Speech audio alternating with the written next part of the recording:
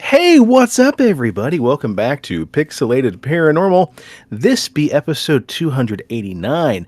I, of course, am Sean. I got a tummy full of grilled cheese and tomato soup, and with me, as always, is my best pal, Preston. Presto, buddy, how are you, sir? What's up, all you cool ghosts and goblins, you crococoons and crocodingos, you skeletors and skelettes, witchers and whatever the fuck else you want to be? Doing good. I just realized that OBS fucked up and doesn't have our intro music loaded in, so it was like I don't know, no fancy intro music like every other show, but fuck it, you know. Well, well, damn, dude. Uh, Son of a gun. Audio sounds good otherwise, though. yeah, it sounds fine. Man, and Lazarus Okay. is just like right off the gate. Zoso.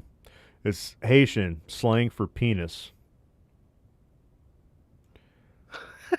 There we go, man. He's already prefacing the episode for us. Yeah. I'm gonna have to go with I'll be the black tutu in your little skeleton dance you have playing on here. What is this batshit I bananas? just, got on a like one of the Giphy or whatever, just started typing in skeleton stuff. Uh-huh. Found like Uh-huh. this one guy that makes a bunch of shit, and I'm just like, you know what? I can hodgepodge all this together and just make one random thing that's spooky and paranormal themed. Terrific. I like it a lot, man. I love it, in fact.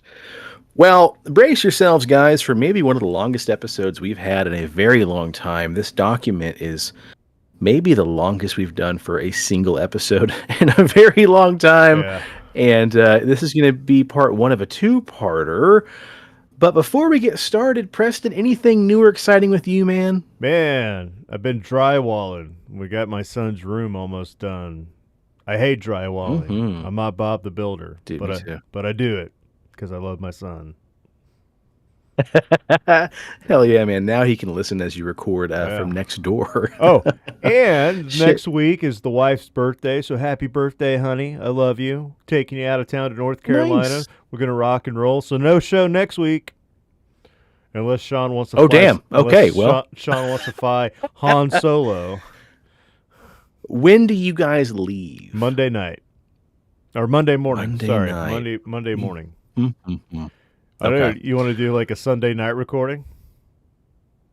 I could record anytime Sunday if you want, buddy, because Shayla has a full shift. So I'm good all day. You want to knock something out Fuck early it. on? Let's do a Sunday then. Yeah, man. Cool. All right, folks, you heard it here first. Next Sunday, we will post the time later, and I'll shoot a couple of you guys some PMs and DMs. That way, everybody knows. But yeah, let's do that, man. I know we've had a couple weeks we haven't got to record, so if we can do something for the folks, I'd like to do that. Yeah. Oh yeah. Kevin says, Well, you're cool leaving town. animations, so thanks, Kevin. I worked hard splicing that Nice. together for you, Kevin. Right. Well, you're leaving town. I just got back in town. Steven, myself, Brady, and our buddy Chad all went to this phenomenal horror convention last weekend. It's the OKC Horror Con. We had just a rip-roaring fantastic time, dude. Of course, I'm a huge horror nut, and we were incredibly lucky to get a chance to meet Linnea Quigley, Miguel Nunez Jr., and Tom Matthews, all three who played in Return of the Living Dead. That's, of course, Trash, Spider, and Freddy. Phenomenal people. We had a great time, got some autographs, got to hang out and talk for a while. We met Felissa Rose, of course, the infamous Angela from Sleepaway Camp, CJ Graham, who was Jason Part 6, and just a ton of other fucking awesome people. I got to meet Clint Howard. Of course, if you never knew who Clint Howard was, Google him real quick and you'll realize he's been in so many really awesome TV shows and movies. He played the real creepy little baby in the original Star Trek TV series that was like telekinetic. And of Oh, course, he's played other yeah. people in Star Trek as well. But yeah, man, we had a phenomenal time. We got to go down there and just rub elbows and hang out with some pretty cool people. And I'm still kind of just buzzing off of that. But Don't forget, Steven, this otherwise, motherfucker brought home 2 coffins. oh yeah, yeah, Flubbing that Steven, of up, course, yeah, flubbing he that hasn't on been on the show Facebook. for a minute, but Yeah. yes, Steve just acquired 2 legitimate coffins. I can't really say what they were used for or if they were used because I'm not sure what's legally okay to talk about. But we're just going to say Stephen acquired 2 coffins. Legitimately, these are legitimately Yeah. acquired coffins. I mean that. But yeah, Steve, the dude's got 2 fucking coffins. They're it's awesome. crazy. Steve, if you're listening, I need you to acquire me some headstones for the Bat Garden. Uh, Around the Bat House, I'd like to put up some tombstones, real ones if possible. So if you got the connections and the hookups for I think that's grave robbing. These were just, I no, no, think no. you I'm could not. I'm say, not saying like because you know how sometimes like the monument shops like they put like the display monuments headstones out on the window so okay. you can see like I don't know maybe they have like an old one that they can't get anymore and so they're like what do we do with it? Hook your Mm, boy up if you're listening. I'll okay. put it in the yard. We'll see what we can do. I'll slap a couple I hundred thought bucks you might toward have that. just, No, I'm not saying like I go thought to. you were one. I'm not saying go to a cemetery and start loading the back of the pickup truck. That's fucking bad juju right there. Like, Okay, I was gonna say you're yeah. talking about vandalism. That's how I'm shit gets talking about two haunted. coffins that just. Yeah, that's how shit That's gets right. haunted. You want ghosts? That's how Yeah, you get ghosts. pissed Yeah, off I'm talking ghosts. about these Yeah, coffins. yeah. These coffins were acquired because they were just extra, so to speak. They were unused coffins. I But just want some extra anyway, and headstones. Maybe they fucked one up. Like they were trying to spell Timothy, and they were like Timothy, and they're like, we can't put oh, that you mean out. his name's not Jimothy? Yeah, I want that one. I want Nice. You that want the one that one. says Jimothy. Yeah. Nice. Well, up first in our news before we get to the good stuff, in Yosemite Valley, California, a 93-year-old man reached the summit of Yosemite National Park's Half Dome after training for his after training for the event in his senior living community home. Cheers echoed from the Half Dome as 93-year-old Everett Collin reached the summit on July 18th. The retired professor from Oakland, California, added the challenging climb to his list of other fantastic feats to do before he dies, including jumping out of an airplane for his birthday, on a list he made last year. Collins said his next goal just came to him, and since his son, John Collin, is an avid backpacker, climbing Yosemite's Half Dome wasn't such a bad idea. So, with the blessing from his wife, he climbed the mountain with his son John and his granddaughter Sydney, and the family broke up the 13-hour trek over a few days, reaching the summit together on July 18th. Really, it was a spectacular moment for the 3 generations of us to get together, enjoying it all the way, all at once, said John Collin. He also added that he kept going stretch by stretch, further and further, and it was incredible to see him assembling those cables. So it's fucking phenomenal that he was able to do this, and he did it by training, by climbing the stairs of a 17-floor senior living center. So can you imagine just running those stairs 17 floors every single day? If this 93-year-old man can do it, folks, y'all can do some seriously badass shit too. So never let your mind tell you can't do something. Just get out there and fucking do it. That's right. Next up, this one's kind of fun. Shayla just sent this one to me this afternoon. Across the pond, a totem pole has mysteriously emerged on top of a cliff along the southern coast of Britain. It's not currently known who created the sculpture or placed it there, but locals are keen to find out so they can secure planning and proper permissions before hastily taking it away with the authorities. The pole recently appeared overnight at the nature reserve of Capel-les-Ferns, along the cliff-top path of the North Downs Way between Dover and Folkestone, and it looks to have been carved from one single tree trunk, measuring around 8 feet tall, and it features the inscription of the name Percunus. Percunus. Percunus is the god of lightning, thunder, and storms associated with Baltic mythology, primarily around the area of present-day Lithuania and Latvia. As one of the most powerful deities in the Baltic pantheon of gods, Percunus is often equated with the ancient Greek god of Zeus, and the Norse god Thor, and the Roman god Jupiter. But here's what's weird. Nobody knows how the totem ended up there, and it's anybody's guess at the moment as to who built it, carved it, and then stuck it in the ground with such skill. They said the artist behind this would have had to spend hours painstakingly carving out the details, and we were keen to keep it in our reserve. The artwork seems to be a hit with the walkers who have taken selfies and congratulated us on such an installation, but we have no idea how it got there or who did it. It's just a mystery. Locals appear to have taken kindly to the pole, but its future is not yet secured. See, what they're trying to do is figure out who made the art and secure actual permissions to keep it there. If they can figure out who it was, it's no longer an act of vandalism because they can file the right paperwork and make this thing like a boom, state monument, so to speak. The local council has given them 8 weeks to submit planning permissions and track down the person behind the totem pole. If they can figure it out, they can set up a trust and then have it gratefully admitted into the country's monuments. Fans of unexpected polls, of course, remember back in 2020, back amongst, the COVID pandemic, everybody put your tinfoil hat on who's watching. As the weeks went on, we started noticing tons of weird monoliths showing up, including that one in Utah. Of course, it turned out the Utah monolith was placed on public land without any permission back in 2015 or 16 and stood unnoticed for 4 years. However, the full story hasn't quite been released yet, but I'm all about it, dude. If there's one thing we love, it's mummies, and if it's another, it's weird art installations being thrown up along countrysides. So I'm all about it, dude. I'm all for it. I came across this video on TikTok, and this artist, I don't remember her name, but she made like gack, but it looked like rotted Nickelodeon gack. Yeah, but it was like rotted flesh, and then she made like flesh donuts and like other things, and like people were always like freaking the fuck out, and they're like, "Oh my god, your stuff is so gross." So she put together a video. What's the grossest thing I have on my wall? And she took used maxi pads and like. Basically, each one is kind of like diluted, so you kind of have a red chrome scale of like dark red, medium red, and just like, I love it. That's fucking cheeky. That's actually that's pretty good. Thanks. We need more. Yeah. Of that. I wish I knew we were going to talk about minstrel art because there's also that really badass installation piece where the artist stood there and she had a bunch of yarn, just shoved up inside of her hoo-ha, for lack of better words.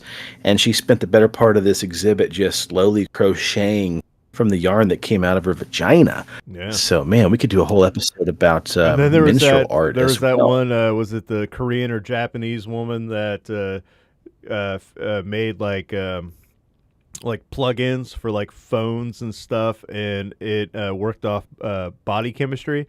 So she's actually insert it in her hooch and like charge a phone to LED strips at the same time, all with the power of her vagina.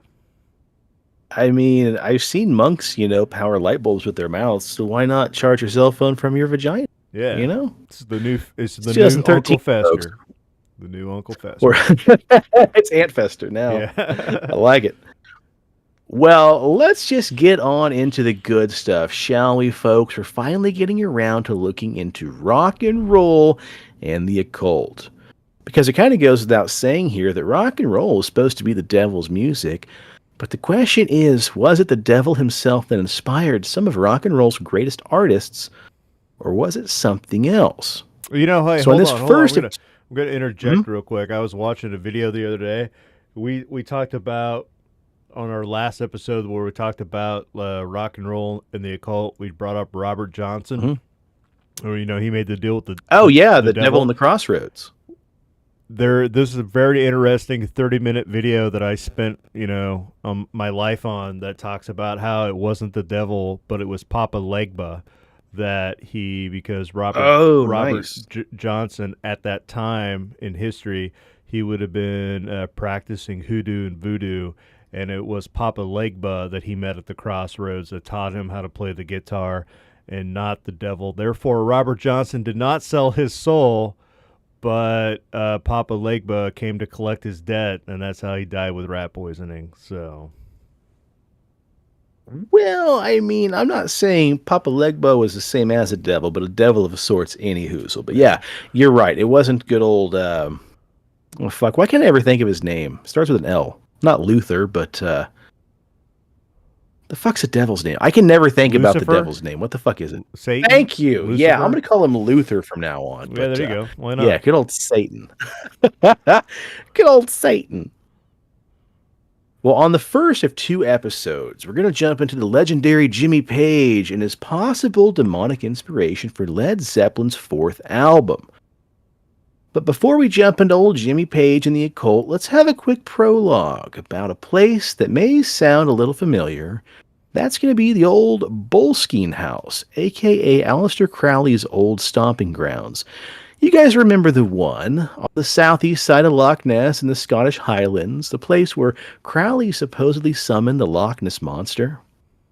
Well, even though we're mostly finished up with Aleister Crowley for now, at least, it seems as though even after his death, the mark he left on the world continues to be felt for decades after his passing. And for whatever he summoned and left behind the Boleskine House, or possibly whatever was lurking there before Crowley's arrival, it continues to affect people for years and years after Crowley's absence. I think Lazarus has put the pronunciation down in the chat. Boleskine. Boleskine House. Yeah, there you go. You know, potato, tomato. That's what I say. Yeah, we're gonna fuck it up How about anyway. we just call it, you know, it doesn't really matter. Tosh's Love Palace. Yeah, it doesn't really matter if you put the correct pronunciation in the chat because Sean and I don't pay attention to anything anyways. So, you know. Yeah, don't try to pronounce stuff right now, Lazarus, because it's not going to do us any good. Yeah. Boleskine. Okay, yeah, Boleskine House. We're going to do it. We're going to do it.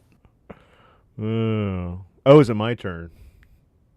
That's you. You're the orange. I'm the orange. Although much of the house's reputation is attributed to Aleister Crowley, its notoriety predates the Thelemite leader's ownership. A parish was established in the 13th century, complete with a kirk. For all you non-Irish and Scottish people, that's a church and a graveyard.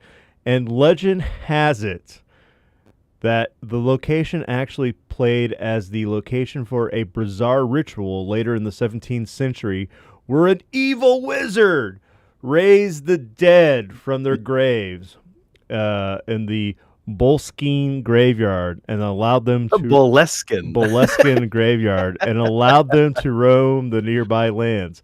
But that was before a minister named Thomas Houston was tasked with returning the animated bodies to their graves.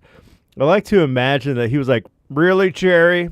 Skeletons? This one doesn't even have a full jaw. Amateur. Let me show you how it's done. The power of Christ compels you." I just picture him as Filch from Harry Potter, just walking around calling this guy a bastard and a cocksucker for, reanimating skeletons. God damn Another it. fucking skeleton. Yeah. Fuck you, Jerry. God, You this son of one's a just a bitch. fucking hand, you goddamn Jerry, you son of a bitch. Just scuttling across. Yeah. Scuttling across while Steven's stealing coffins. Yeah. Legend has it that, Boleskine House was later built on the same exact site where the kirk had previously stood, which, according to local lore, had caught fire during a congregation and basically killed everybody inside. So we got a lot of bad shit going on. The Boleskine House itself was built in 1760 by Colonel Archibald Fraser. And over the following decades into the 1830s, his family expanded the property and built onto the house so it could be used as a hunting lodge, which stands as the house we know today. And as mentioned previously, in 1899, Crowley purchased the property from the Frasers, ushering in the darkest, most arcane chapter in Boleskine's history. The occultists believed it to be an ideal place for isolation and the performance of a mysterious ritual from the sacred magic of Armblin the Mage, derived from the revered Book of Armblin, which we covered. That's how, the Messy Nessie came into existence. So, yeah. Uh-oh. What? Well, my computer monitor went to sleep. It was like, nope, sorry. Not going to do it. There it is. I was like, oh, don't tell me, yeah. OBI crashed or something. OBI crashed, no. Okay. And Yeah, that was the spell that was supposed to take 6 months, and then he got you're supposed to abstain from alcohol, and he was trying to summon the 12 Kings and the Dukes of Hell, and then somebody called him off, and he's like, "Fuck it, I ain't gonna complete it," and bad shit happened. Mm-hmm. Yeah, yeah, and it is What can you said. do? Yeah, it was said that his lazy ass never got around to banishing all of those demons that he has summoned, so he just kind of fuck it, and just let him linger around the property. Well, what's the worst that could happen? Well, Yeah. Crowley's housekeeper, Hugh Giles, who experienced immense tragedies, including the death of 2 children, would tell you something different. These events led Crowley to admit that his black magic experiments had spiraled out of control, and eventually in 1913, the occultists got the fuck out of Dodge. After the devastating First World War, the renowned Hollywood actor George Raft became associated with the house. He became embroiled with scandals related to fraudulent schemes involving the sale of shares for a non-existent pig farm supposedly located on the Boleskine grounds. And then following the Second World War, Major Edward Grant became the owner of the Boleskine house. And in 1965, he tragically took his own life with a shotgun in what was once Crowley's bedroom. And subsequently after that, a newly married couple moved into the house only to be plagued by unsettling occurrences. The wife, who was blind, was abandoned by her husband. Fuck, dude, that's rough. Like, Yeah, dude. she can't see. You just got married and you're like, fuck this, I'm out. What's she gonna do? Like, hit the walls and like, damn. Anyways, she died. So, it ended a happy marriage, killed 2 kids, made a guy shoot himself. It ain't good. That's what we're saying. That's what we're getting at here, folks. Well, then on in 1969, the renowned filmmaker that so many of you may know, Kenneth Anger, was also an open Thelemite with a lifelong interest in the occult. He rented the house where he stayed for a short period of time. And of course, Kenneth Anger was a fascinating filmmaker with a ton of really interesting films, several of them based upon, Aleister Crowley and the Thelemites and everything else. Sadly, he just coincidentally died back on May 11th, 2023. So, rest in peace and rest in power, Kenneth Anger. A lot of his short films, I believe you can find on YouTube. So after this, I probably will do that. We had a local guy, a buddy of mine named Blake, who showed a marathon of Kenneth Anger films while I was in Colorado. So I missed out, but I was really wanting to check those out. Anyway, a year later comes this old boy named Jimmy Paige. Most of us have heard about Led Zeppelin guitarist Jimmy Paige, and many folks considered him one of the greatest musicians in rock history. Besides all his recordings with Led Zeppelin, he was also apparently a member of the Yardbirds. Train kept and was rolling respected all night long. Train kept rolling all night long. You should go YouTube that too. I don't do it justice, but classic. No, you don't. But what you do is keep us well within inside the copyright laws. See, So you can't get just nailed keep for on copyright if I fucking sing it. You're like, I don't know what song that is. That doesn't sound like the Yardbirds. from now on, Preston just hums all of our incidental music. So, Dad, when we were, Jason and I were younger, it was like 97, 98. Dad took us to a rock concert at the Cotillion here in Wichita, and it was the Yardbirds and Animals 2, because everybody after Jimmy Page left the Yardbirds, they're all dead now except for like the drummer, and so they basically just got a giant karaoke band with the original drummer, and they karaoke'd the songs, and so I've seen the Yardbirds in concert. Well, that's fucking awesome. Even if it was only yeah. the original drummer, not Jimmy Page, it counts. Yeah, it still counts, man. Well, he also was a very respected session musician that played in many famous songs with other musicians. But anyhoozle, old Jimmy Page was also an avid collector of Crowley memorabilia, and had read a lot of Crowley and was fascinated by the ideas that he had. And he went on to, jump on the opportunity that presented itself to buy the old Boleskine house. And of course, Jimmy jumped at the chance to own one of the biggest pieces of Aleister's remaining belongings and just said, why the hell not? Go big or go home. At the time, Aleister Crowley's right, that's home. it, man. And at the time Page bought the house, it was in a state of decay, but he felt like it'd be a good atmosphere in which to write songs, and he thought he could also probably refurbish it over a short period of time. And even though Page initially tended to use the house as a creative environment for songwriting, guess what? He spent little time there after arranging for its restoration because he had better homes that looked over lakes and had moats and castle turrets and everything. So he's like, fuck this shithole. I'm just going to have somebody fix it up. So he entrusted the care of the property to his close friend Malcolm Dent. When Dent moved into the house, he said it was a wreck. It had been more or less abandoned. There was shit all over the place. Windows weren't there, and the doors were knocked in, and there had been at least one fire. Parts of the building were missing, and it had been badly patched up. The grounds, which at one time had been very nicely laid out, had gone to hell. Anyways, Dent, a skeptic of the paranormal, encountered unsettling phenomenon during his time at Boleskine. Mysterious rumblings from the hallway ceased only when investigated but resumed upon his return to his room. Intrigued, Dent delved into the house history and discovered a text suggesting that the rumblings were attributed to Lord Lovat's head. Even though he was executed in London, Dent explained that Boleskine being the nearest consecrated ground to Eroge, a place believed to be the geographical center of the Highlands, may have attracted Lovat's soul or part of it. Dent's most So that's what's interesting here. Yeah. Sorry, let me interject. He says that he would be woken up and distracted by the sound of something heavy rolling down the hallway or bouncing down the stairs, and claims it's this dude's decapitated head. Yeah. At first I thought it was my Fantastic. cats, and then I realized the cats were locked up in the other room. So what the fuck else could be rolling down? Oh, it's this guy's severed head.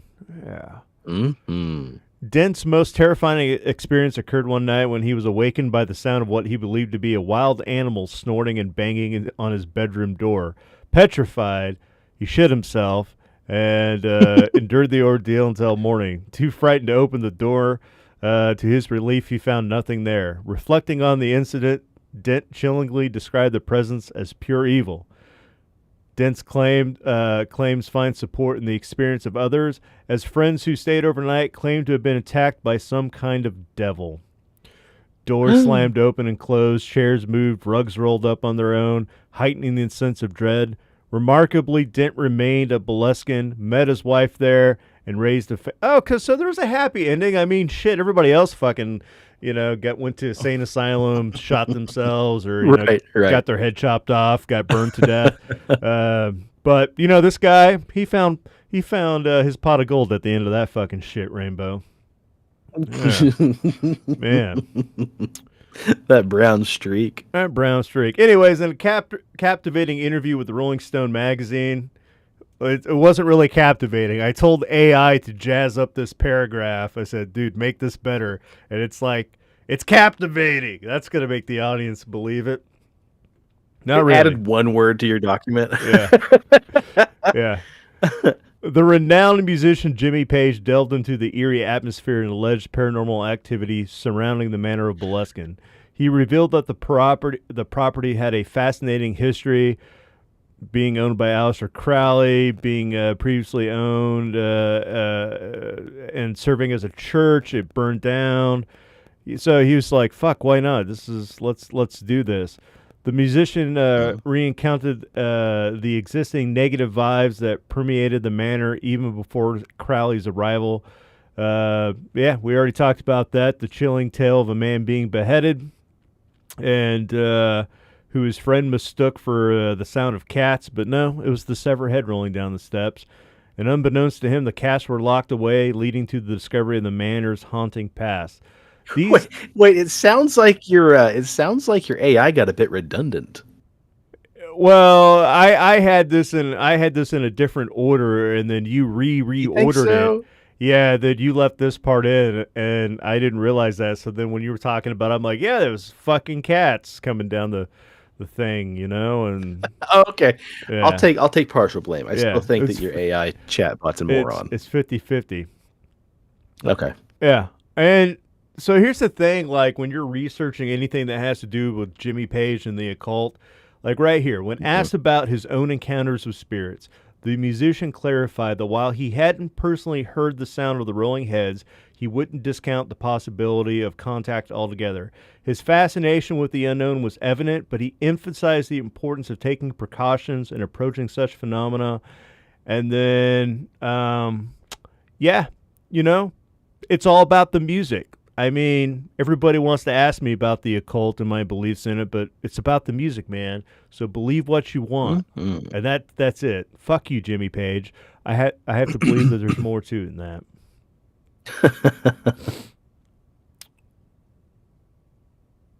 What's you, bud? Nope. You're sitting regarding his. Nope, I paraphrased all that. Oh, you son of a bitch. Yeah, okay. Look all at right. that. Well. God damn it. So anyway, on with the music.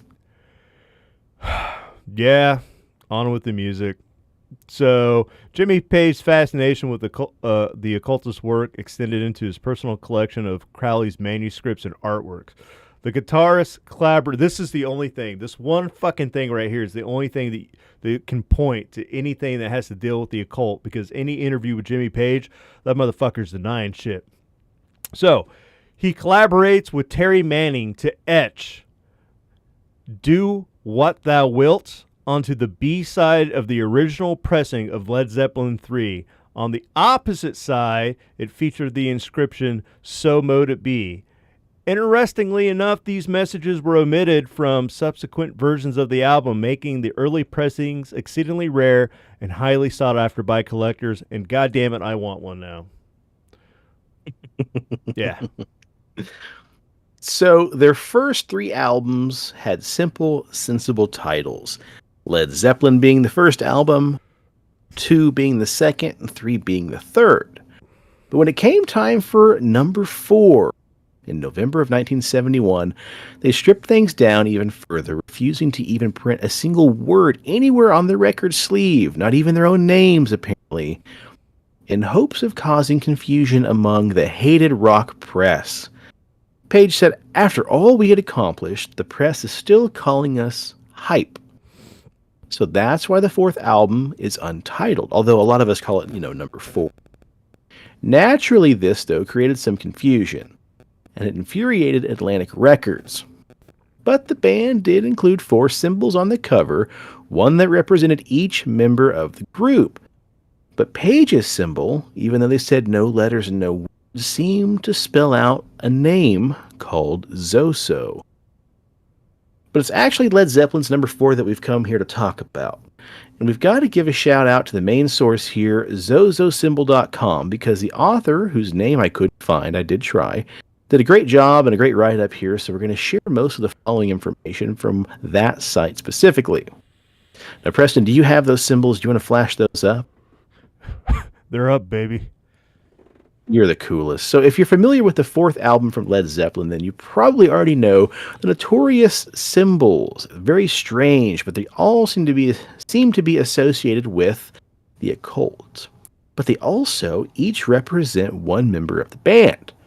Robert Plant's symbol, which is the feather of Ma'at, the Egyptian goddess for justice and fairness, looks like a feather with a circle around it. John Paul Jones' symbol is 3 interlocking ovals with a circle over top of them, commonly used to exorcise evil spirits, with the note that a clumsy person would be unable to draw. This infers that such a person is confident and competent in their abilities. So it just looks like 3 interlocking circles. Oh, no, sorry. It looks almost like a Celtic symbol, I believe. John Bonham's symbol appears to be the Hierophant. Is that how you pronounce that? Hierophant? Hierophant. Hierophant tarot card symbolizing Osiris, Iris, Horus, Father, Son, and Holy Ghost, aka the Holy Trinity. But the meaning behind Sandy Denny's symbol is more of a mystery than Jimmy Page's symbol, an old symbol for the Godhead. It almost looked like a radioactive symbol. We don't have that included here, but that was another symbol included on their 3 triangles, kind of in a triangle symbol. But as for Page himself, we have the infamous Zoso, the Z supposedly representing the astrological sign of Capricorn, which coincidentally is Page's own sign. But then the OSO aligns with the satanic origin of 666, some believe. And lots of other weird speculation about what the symbols mean, including the three-headed dog Cerberus that guards the gates of hell reportedly having Zoso right across his forehead as well. But when Jimmy Page was asked what the symbol meant, he said that the band members selected them from a standard reference book of sigils, of course, sigils being symbols used in magic. And they suggested that interested people should go ahead and look them up for themselves in a standard reference text, meaning do your own research in a good way. Page used to own a secondhand bookstore called the Equinox, 4 Holland Street in Kensington, London, which is no longer open, but the bookstore specialized in books from the occult. He clearly had better access to these standard reference books than the rest of us because when researching, you find a great difficulty in finding any of the books with these symbols and sigils that looked even remotely similar to the symbols above, at least, years ago. Now, of course, we have reproductions and websites everywhere. With some research, though, it proved possible to find the symbols for Plant, Jones, and Bonham, and also Sandy Denny. But Page's symbol was elusive, really, kind of hard to find. So that's where the speculation kind of kicks in. But it's one specific symbol of the 5 that many people have speculated on that becomes the focus of the occult and Led Zeppelin number 4 and the Saturn symbol, aka Zoso. Now, Zoso can be spelled Z-O-S-O or Z-O-Z-O. But now on the outside, as noted in the textbooks, Zoso looks a little bit like Zioso of Grazioso. Now, Jimmy's first guitar was a 1959 Futurama Grazioso that his parents bought him when he was 12 years old. So it could be something as simple as Jimmy Page just loved the word Zoso because it was a throwback and represented his first guitar he had when he was 12 years old, also with his sign of the zodiac. Perhaps this is why this particular Saturn symbol caught his eye. But there's a lot of people out there who think that it's got a much deeper and a much more demonic reason behind it. So the origins of the symbol go back to at least 1521, although some believe early back in the 1500s is where Zoso first reared its bizarre head. The most accessible text to finding the symbol is the grimoires called Et Rituals Magiques by François Ribadeau Dumas, published back in Paris in 1972 and again back in 1998. Anyway, in this grimoire, Page's symbol can be found on page 127 in a chapter titled in chapter 10 entitled The Dragon Rouge, aka Red Dragon, where the secrets of the scientist artifice can be found. But the Zoso symbol can also be found in the 19th century dictionary of symbols called Le Triple Vocabulaire Infernal Manuel du Demonane. And I think I probably nailed that one. Anyway, that was produced back in shit out of that one. Hey, yeah, give me some phonetic spelling on that, Lazarus. Yeah. But anyway, this book is supposed to be all about demons and how to pronounce them, where to find them, and so on and so forth. But in the summary for Jimmy Page's Zoso symbol, Page wanted a symbol for Saturn, the planetary ruler of his astrological sun sign, being Capricorn, and people aren't certain exactly if it references the books he uses or not, that he claims to use or not. But the collection of Saturn symbols dates back to at least the 1300s, and so blah blah blah, he chose Zoso, probably because it reminds him of his guitar. But I still think it's something more sinister, and so do a lot of other people. So, enter the demon Zoso. Coincidentally, it turns out that Zoso is also the name of a pretty infamous demon. The demon Zoso, sometimes stylized as capital Z lowercase o, capital Z lowercase o, all capital Z-O-Z, is a mysterious trickster entity known for stalking people through Ouija boards, believed by some to be an ancient African or Sumerian demon, and if you go down the rabbit hole far enough, some people even think it's actually the alter ego of his exorcist himself, Pazuzu. Those who claim they've made contact with Zoso also say he goes by Zaza, Z-A-Z-A, or Ma, or Oz, or Zo, or Za, and also Abacus, which is just kind of fucking, way out of left field. But they say he often shows himself by guiding a planchette. Power of the devil. 2 plus 2 is 7, bitch. Meh. Many people who say they've contacted Zoso on a Ouija board say that he starts by guiding the planchette into a very furious figure 8 formation before frantically then zooming back and forth between the Z and the O and the Z and the O. His interactions can start out friendly but grow malicious. He's also known for cursing and threatening contactees, sometimes personally, sometimes just generally at anybody in the room.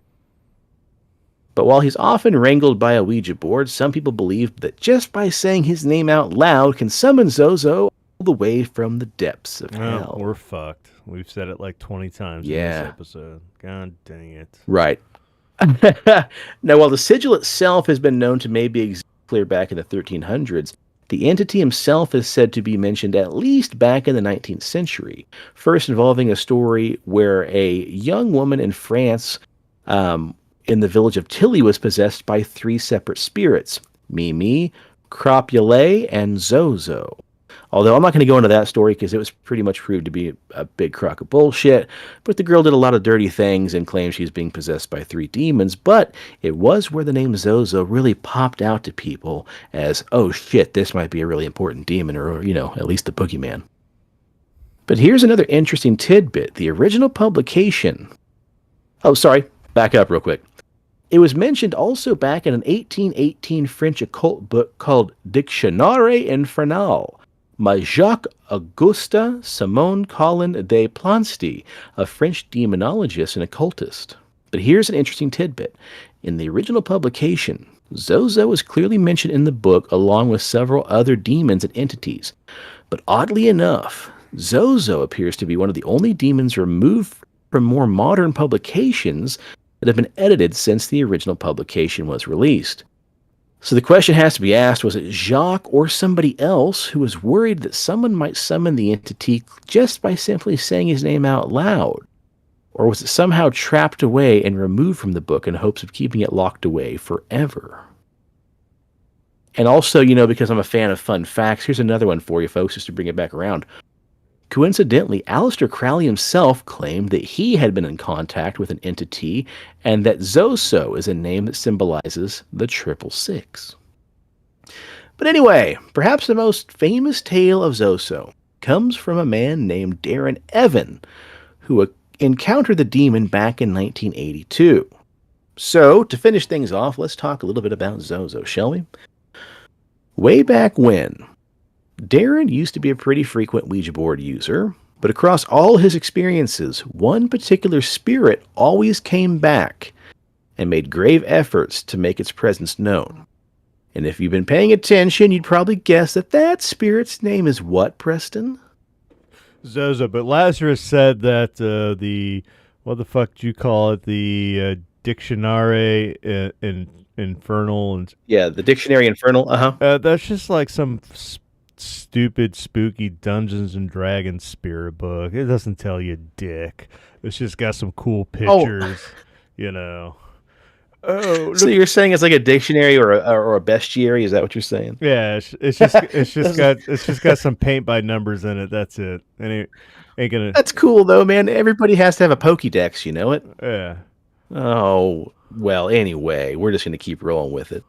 I like to have an idea that the Dictionary Infernal is just like, this fucking grimoire. I did look it up, Lazarus. It's stupid expensive, so I won't be wasting my time on it. So you can sleep soundly tonight knowing that.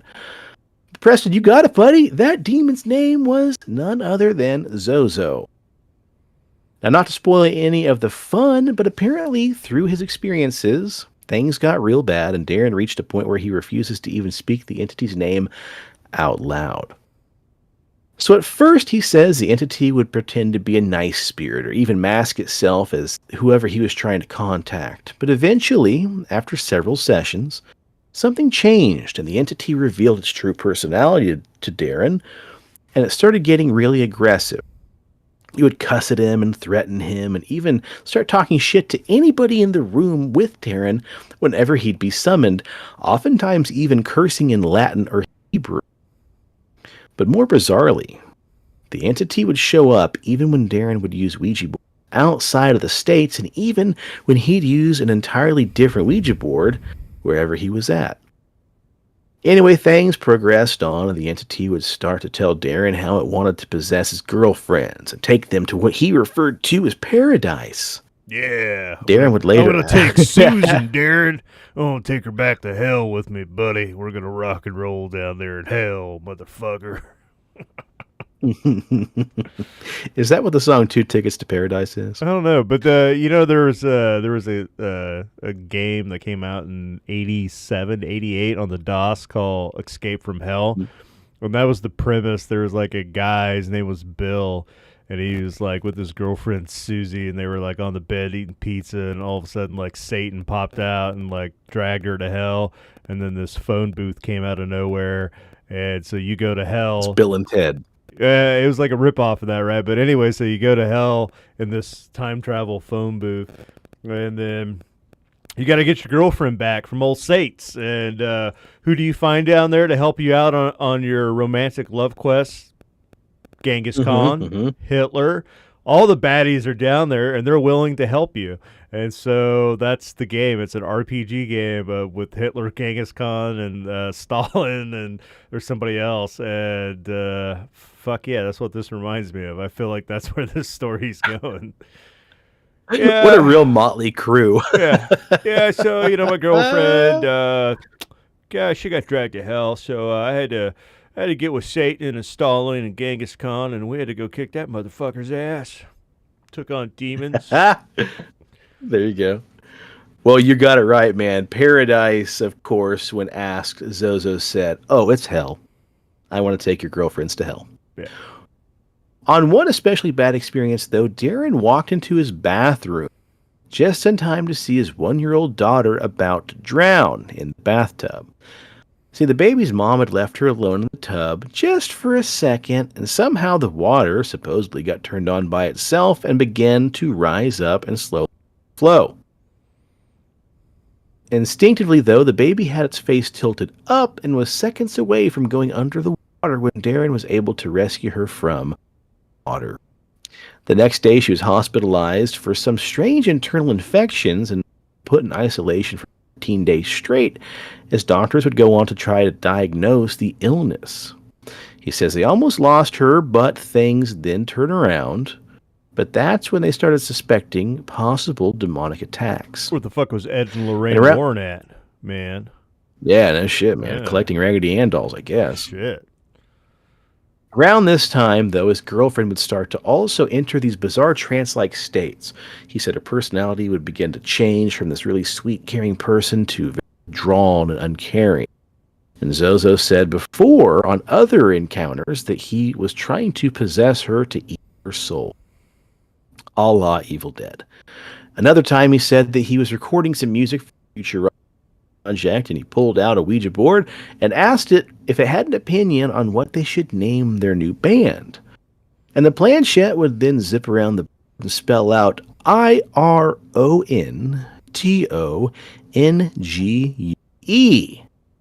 Iron Tongue. Now, Darren thought it's pretty fucking badass. Because Iron Maiden was already probably out at that time. And he's like, Iron Maiden? How about Iron Tongue, man? That's more rock and roll. Right? Well, Darren thought it's pretty badass, but then something terrible happened. Apparently, cease and desist from Iron Maiden? Like, back the fuck off, dude. Right. No, one day shortly after that exchange about the band name, his daughter got really sick, and her tongue had begun swelling up inside the hospital to the point where she almost began asphyxiating. Her tongue then became rock hard and distorted her face, causing it to swell up, and the tongue would hang out grotesquely off to the side. Luckily, though, she did recover again. But bizarrely, when guests would spend the night in their house, they'd hear voices coming from inside the walls, objects would be thrown across the room, and spiders would almost appear out of nowhere. One time, his girlfriend's brother, who lived with them, complained he couldn't sleep at night because he kept hearing these conversations that were so loud. He simply couldn't fall asleep. He said he believed in ghosts and that he was afraid. This definitely felt demonic. He said his lights would come on and turn off by themselves. This would unlock. One night, in their bedroom, a vicious laugh began to emanate from thin air, and he says to this day he still can't explain the bizarre laughter. And yet again, a different night, he said he was awoke by what felt like hands slowly closing in around his throat, to the point where he couldn't breathe, he couldn't even scream. After about 30 seconds of fighting it, it finally released the grip, allowing him to gasp for air. And he said the very next night, the same thing happened to his girl. Another time back when he and let's see here. Another night when he and his brother were Another night when he and his brother-in-law just out the back porch sliding glass door. Hold on, I call it a brother. I'm just assuming. Let's start over. One night when he and his girl standing just outside the back porch's sliding door, when they were taking just a second to talk about a supposed curse they had on the family, he said he abruptly exclaimed, "I rebuke this curse in the name of Jesus Christ." And he said as soon as he finished that saying, they heard a deafening sound and a vibration which struck the entire house with such an alarming boom, the neighbors actually came over to investigate what happened because they could hear it in the living room. They knew it couldn't be their imagination, so they began inspecting the house, but they said after even getting a ladder to the roof, they couldn't find anything. But the best thing they could describe was it sounded like some bird had fallen from the sky and landed on the roof. Then suddenly things began to settle down, and to this day he says he believes whatever caused that noise had finally gone away. But sadly his girlfriend ended up breaking up with him. After a little time goes by, Zoso even disappeared and given up. And he went on to meet somebody online from Michigan, and he eventually moved in with this girl all the way across to Michigan.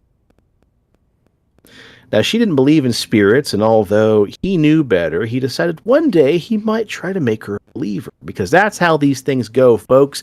We're not even in Act 3 yet, so you know the story's not over. He decided to make her a believer by downloading a Ouija board from online because he had since sold or destroyed ones he had at his current house, or I'm sorry, his previous house. So he printed it out, made a planchette, and to his horror, old friend had returned. It said it came from cyberspace, and when asked what his name was, and it said lived inside a skull necklace. Hold on, cyberspace? This is in the 80s. Cyberspace wasn't even a fucking thing yet. Well, I mean, we're probably beyond 1982 at this point, but I don't have timestamps for, what, when, and where this happened. Sorry, bud. Fuck. I'm gonna call bullshit. You gotta suspend your disbelief, Mason. God damn it. Fuck's sake. You believe in, peanut butter rituals. You might as well believe in Zoso and power of cyberspace. Unless, okay, so first of all, you're saying that it's fucking talking in Hebrew and Latin on a fucking American alphabet board. So, okay, I'm going to call bullshit on that. And then we're talking cyberspace, and no, stop it. You know what? Jimmy Page's disbelief on it's not the magic, it's the music, man, is more believable than this right now. I love it. I love it, dude. I love it. Okay. So it said it came from cyberspace. And when he asked it where it lived, it said the skull necklace. Now, they didn't think much of it, and they asked again where it was. But this time it spelled out Mirror. He said there's only one mirror in the bedroom where they were currently crouched on the floor. Suddenly he heard a scream coming from the 7-year-old watching with another friend from outside the room. They looked up at the mirror and they noticed the skull necklace that was hanging on it begun to swing back and forth with glowing eyes that appeared to almost be looking down at them. Now, Preston, I also call bullshit because it kind of sounds like a 1980s horror. He said they almost jumped out of their skin, and although 3 feet of fresh snow had fallen the night before, when they went outside in the front yard, they noticed there were footprints in the snow. Dun, dun, dun. My girlfriend was so fascinated, she drove 40 miles to purchase a new glow-in-the-dark Ouija board, much to his dismay. The next night, they had another session in the same room, and Zoso immediately came forth. And even without him being a participant, his girlfriend's nieces were there using the planchette. and he was secretly writing down different words on a piece of paper.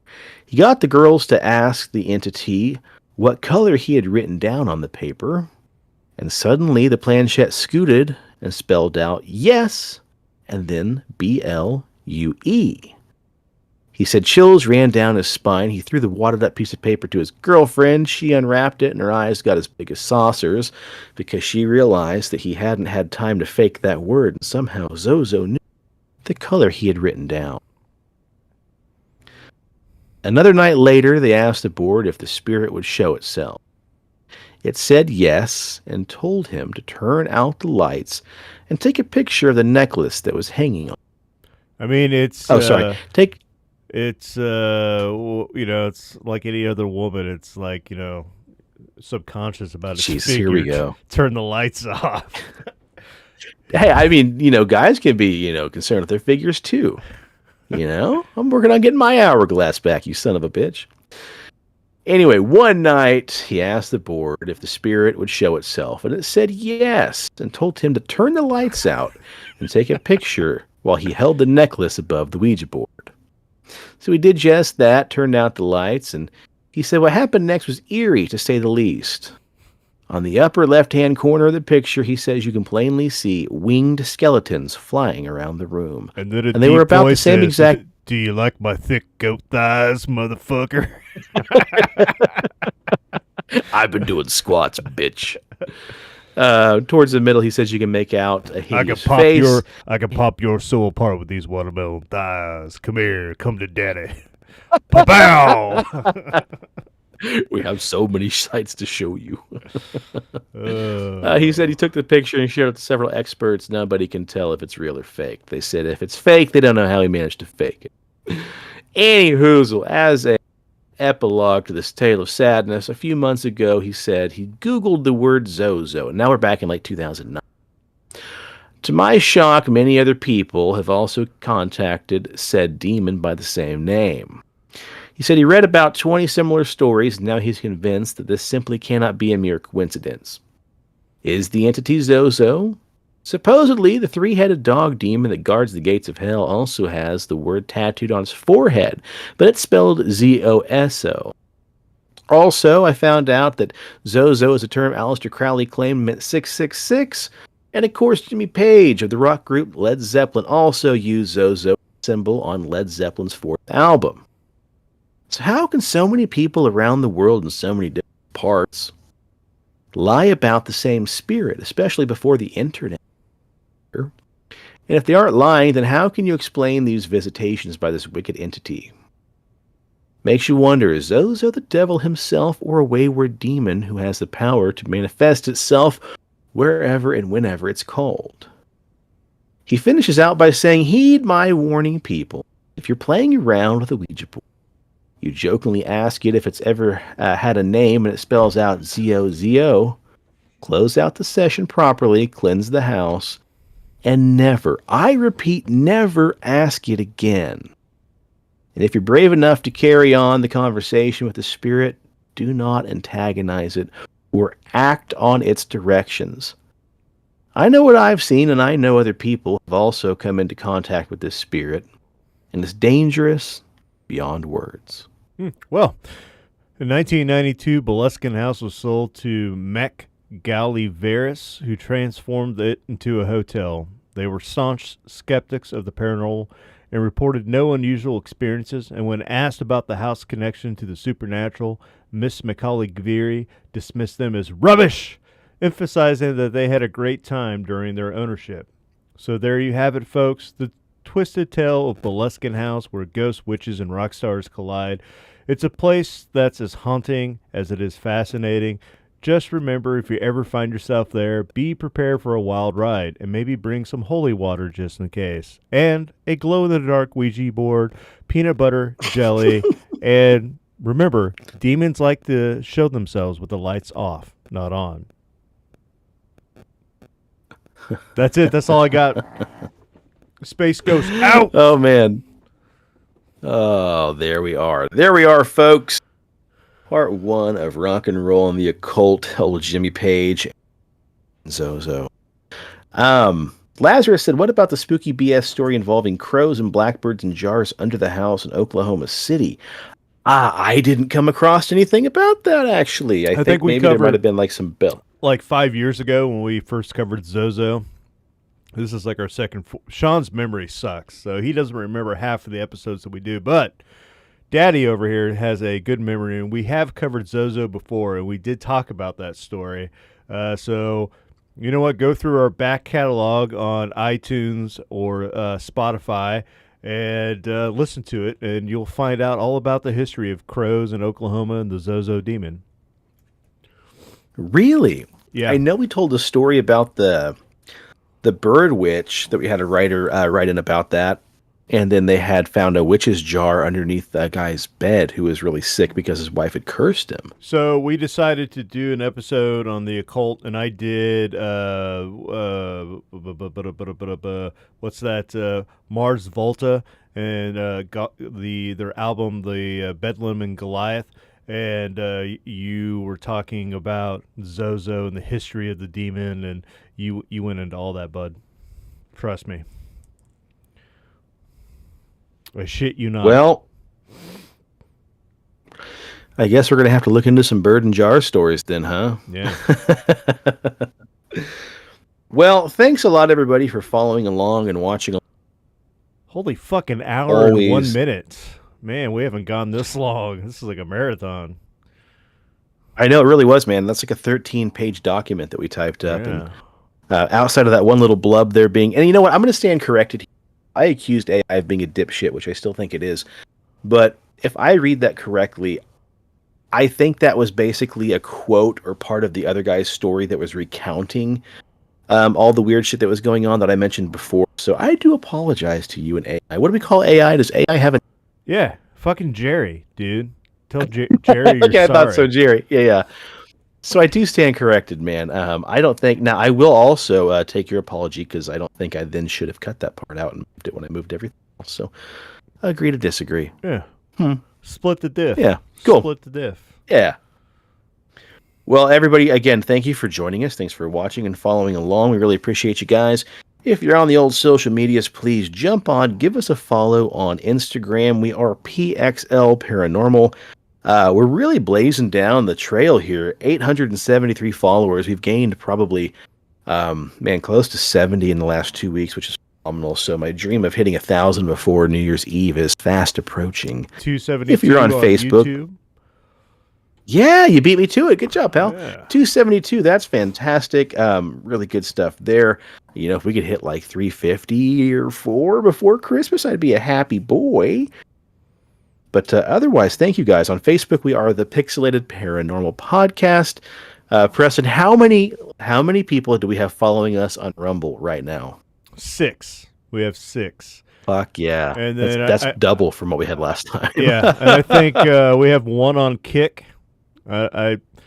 Look, is there something to add? So I added it. But I mean, if you're the one person who watched us on Kick, thank you from the bottom of our hearts. Yeah. And Restream just sent me, congratulations, you had 100 messages today with the Restream chat. So I don't know if that's good or bad. So thanks, Lazarus and Fire Pixie, for blowing the shit out of that. Fucking getting the numbers there, Hell gang. yeah.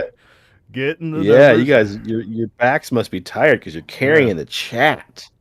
Lazarus, we could do a show on peanut butter rituals, but we would also have to kill you if we did because it's secret. So, I mean, how secret is it? Because I infiltrated one of your shrines that one time, and I stuck around long enough or winked at the right guy. I probably could have got in the middle of one of those peanut butter you could have rituals. got the peanut butter licked off of you if you just winked at the right guy. Oh. So you're saying bring my own GIF next time I show up? Yeah. Hell yeah, man! All right, I your GIF appreciate to it. What do you get got the about old? What do you got about old Daubers, bud? Well, as always, if you need a beard, if you want a beard, if you want to grow the best damn beard that a demon won't ask you to turn the lights off when you're trying to have sexy sex time, then you need to do yourself a favor and go over to BigDobsBeardBomb.com and use promo code PXLPARA for 20% off your order to get yourself scents like bay rum, fresh, citrus, mint, classic, sweet tobacco. Oh, I love sweet tobacco. You can always keep the lights on if you have sweet tobacco in your beard. Get it all. Get it at Dobbs. Promo code PXLPARA for 20% off your order. Hey, and I was paying attention that time, so I heard that. Oh, good stuff, buddy. All right, if you're in the Wichita area, please do me a favor. Stop by, see our dear friend Leslie and the rest of the gang over at CD Trade Post, Pawnee, and Seneca. And also, if you're hungry, you want a little snacky snack or a full-blown meal, if you're down around some of those farmers markets or food truck rallies, check out our friends at the Paranormal Egg Experience food truck, or downtown, they also have a brick and mortar called the Paranormal Dot Cafe. Phenomenal food. I believe a little bit of different stuff from one location to the other, and a couple so will overlap. So please check them out. But in the meantime, I'm going to raise this glass of a Anchor Brewing Company's Mexican lager, and I'm going to say cheers to the weird shit in the world and those of us. And stay spooky and stay on the paranormal highway.